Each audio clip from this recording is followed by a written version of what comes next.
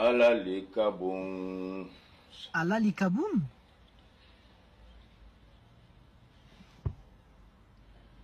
Tandu alayijaba kulumari. C'est la sourate Al-Fatiha, ça? Mahinalale.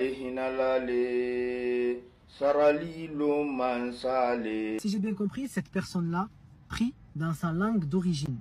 Mais cela provoque une invalidité de la prière. Parce que la prière doit obligatoirement se faire en arabe. Le seul moment autorisé à parler dans notre propre langue, c'est quand on fait des invocations. Pour que l'invocation soit claire et pour que vous sachiez ce que vous demandez. Donc les savants ont autorisé à parler dans notre propre langue pendant les invocations, c'est-à-dire quand on est prosterné. Mais la prière doit être faite obligatoirement en arabe, parce que si on la fait dans une autre langue que l'arabe, ça invalide la prière et du coup, vous priez pour rien. Même si on a la bonne volonté, même si on a la bonne intention, même si notre cœur est vraiment lié et tout ça, ça invalide la prière.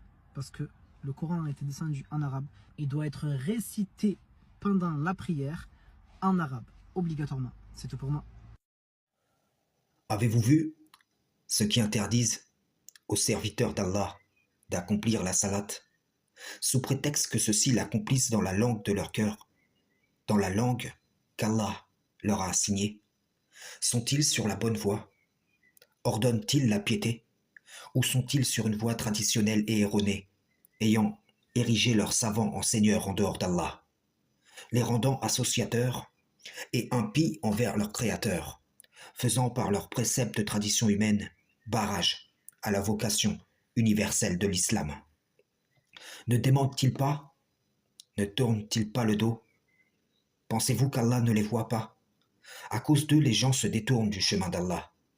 Ils sont réticents à l'emprunter, car ils se disent « Voilà ce qu'est l'islam », alors qu'en réalité, c'est le sunnisme qui interdit ce qu'Allah n'a pas interdit. Ce n'est pas la langue qui unit, même si elle peut y contribuer, mais c'est l'unité dans l'observance aux mêmes principes qui composent la voie de l'Éternel de par sa grâce immense. S'ils ne cessent pas, ils seront saisis par le toupet du menteur, du pécheur, qu'ils appellent donc leur masse nombreuse, adhérant au dogme associateur et usurpateur de la saine doctrine. Ils seront culbutés comme leurs devanciers. Allah appellera les gardiens. Ne leur obéissez pas, car alors vous deviendrez à votre tour associateurs. Ne leur obéissez pas, mais prosternez-vous et rapprochez-vous d'Allah, qui nous a établis avec différents idiomes et différentes couleurs.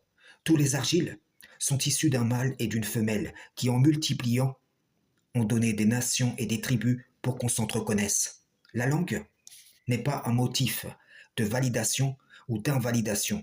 Cela, c'est les ennemis du Créateur qui l'ont inventé, forgeant un mensonge contre Allah et voulant imposer comme une vérité qui leur aurait été prescrite. Ce sont les positions des gens de la lettre, des gens de la forme, en opposition directe avec l'esprit que renferme la prescription divine. Frères et sœurs en islam, salam, shalom.